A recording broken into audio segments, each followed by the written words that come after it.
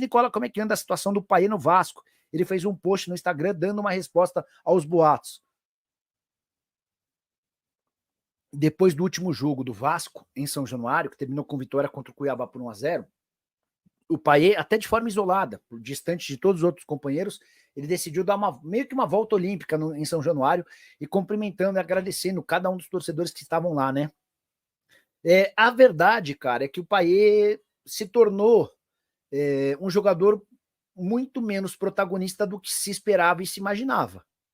E os boatos de que ele pode sair vêm de dentro do próprio Vasco, tá? A gente do próprio Vasco afirma que desde a metade do ano ele já cogitava essa possibilidade. E foi o Coutinho e o Pedrinho quem, na metade do ano, conseguiram segurá-lo. Enfim, acho que a gente vai ter que esperar terminar a temporada, ver como é que ele termina o ano, para que isso possa ser debatido e decidido. Aí, moçada, tudo bem? Pois é, domingo o Vasco treinou normalmente na seu belo futebol, que ainda estamos aguardando. Na frente, a tendência é que ele siga ou com o Puma Rodrigues, ou pode até trazer aí quem? O Domingos. Será que ele faz isso? Ryan e Emerson Rodrigues. Esse é o provável Vasco para o jogo contra o Bahia. Repetindo então, Léo Jardim, Paulo Henrique, João Vitor, Léo e Lucas Piton, Esforça, Matheus Carvalho e Coutinho, Puma, Ryan e Emerson Rodrigues é a tendência de escalação do Vasco da Gama. Vasco tem 10 pontos, aliás, o Vasco tem 40 pontos, é o 10º colocado, melhor dizendo, e o Bahia é o 7º colocado com 46 pontos.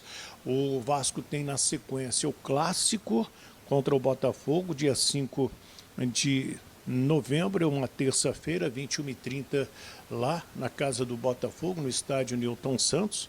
Botafogo que hoje lidera o campeonato e que está brigando tanto na Libertadores da América, né? Para chegar às finais, inclusive tem uma semana histórica o Botafogo para buscar a sua classificação contra o Atlético ou o River Plate. Esse primeiro finalista sai amanhã e o segundo sai na quarta-feira, 9h30. Depois ele tem o Fortaleza no dia 9 de novembro, às 19 horas, lá no Castelão. Esse jogo é no dia 9 de novembro, Vasco e Fortaleza no Castelão. É uma partida muito difícil. O Fortaleza faz uma campanha bem regular. Inclusive, na última rodada, foi buscar um empate com o Palmeiras em 2-2 na casa do Palmeiras, no Allianz Parque. Então, o Vasco vai ter dificuldades. Já enfrentou esse adversário na temporada, na Copa do Brasil.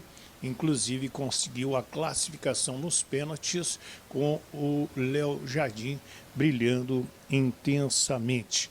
A gente fala também a respeito do Matheus Carvalho. Ele joga nesta segunda-feira e na quarta-feira ele será julgado. Se recorda que ele foi expulso contra o Cruzeiro, esse jogo lá em Belo Horizonte, e agora ele será julgado. Pela súmula e pela Procuradoria do STJD, ele acabou sendo indiciado no artigo 254, que é jogada violenta. Por jogada violenta, conforme o Código Brasileiro de Justiça Desportiva, o CBJD, é de 1 a 6 jogos de suspensão. Então, trabalho aí para o Departamento Jurídico Vascaíno esta semana defender o Matheus Carvalho, que tem jogado com regularidade pela equipe vascaína ali no seu meio de campo. Vai ser absolvido?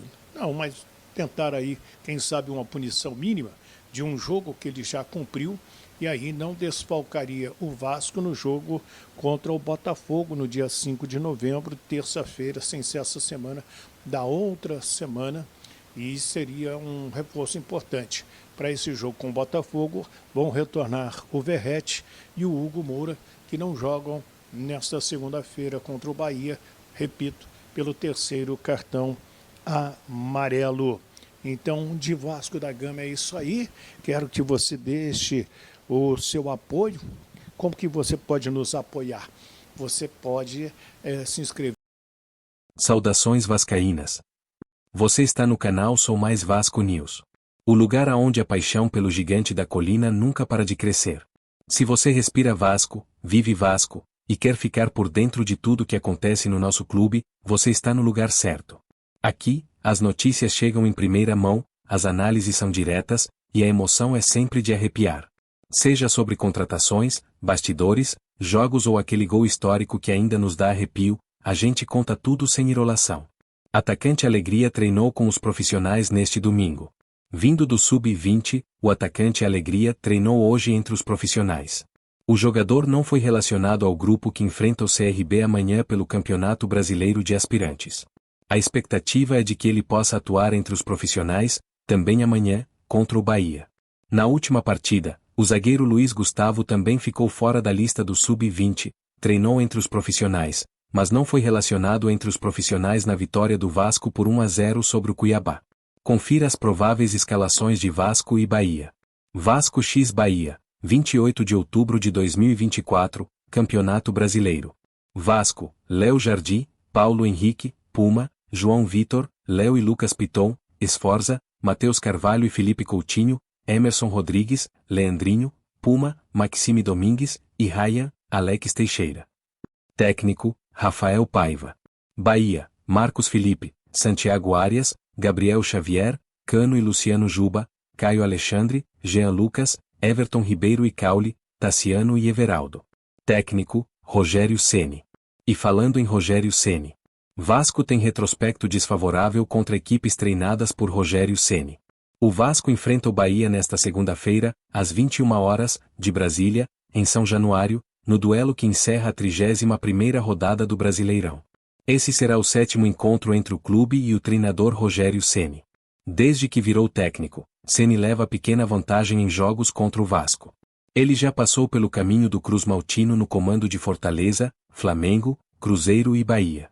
Ao todo, foram 6 confrontos, 3 vitórias de Rogério Ceni, 2 do Vasco e um empate.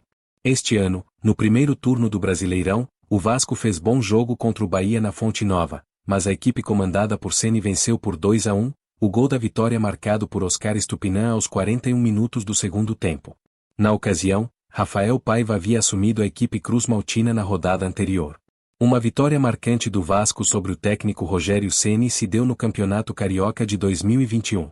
O time de Marcelo Cabo não tomou conhecimento do Flamengo, então bicampeão brasileiro, e venceu por 3-1 no Maracanã, com gols de Léo Matos, Germán Cano e Morato. O clube de São Januário encerrou um jejum de 17 jogos sem vencer o clássico contra o rival. A vitória foi marcada pela comemoração de Morato no terceiro gol, relembrando a dancinha icônica de Edmundo em 1997. Vasco vs times comandados por Ceni. 2019, Fortaleza 1x1 Vasco, Brasileirão. 2019, Cruzeiro 1x0 Vasco, Brasileirão. 2019, Vasco 1x0 Fortaleza, Brasileirão. 2021, Flamengo 2x0 Vasco, Brasileirão. 2021, Vasco 3x1 Flamengo, Carioca. 2024, Bahia 2x1 Vasco, Brasileirão. Então vamos para mais uma vitória do Vascão. Valeu! Já deixa o seu like, se inscreva no canal, porque aqui, a voz da torcida é prioridade. Chega mais, porque o Som Mais Vasco News começa agora.